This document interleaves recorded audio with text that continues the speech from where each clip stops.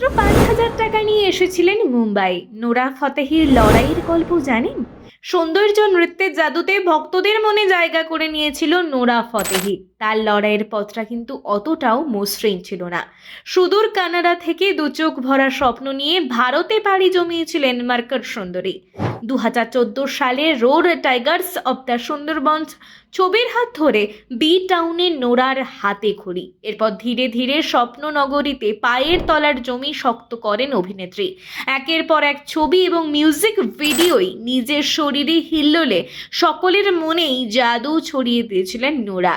এমনিতে হামেশাই চর্চার কেন্দ্রবিন্দুতে থাকেন অভিনেত্রী। তার দামি ব্যাগের কালেকশন দেখার মতো। কেরিয়ারের প্রথম দিকে সকলের ঠাট্টা তামাশার মুখে পড়তে হয়েছিল নোরাকে।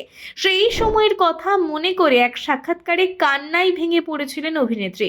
তিনি বলেন, আমরা খুবই উচ্ছ্বাসিত ছিলাম আর সরল সাদাসিধে প্রকৃতিরও ছিলাম, কিন্তু ভারতে পৌঁছে বুঝলাম বাস্তবটা একেবারেই অন্যরকম। ভেবেছিলাম লিমুজিনে চাপিয়ে কোনো বাটলার আমায় সুইটে নিয়ে যাবেন, তারপর সেখান থেকে অডিশন দিতে যাব, কিন্তু বিষয়টা একেবারেই সেটা ছিল না।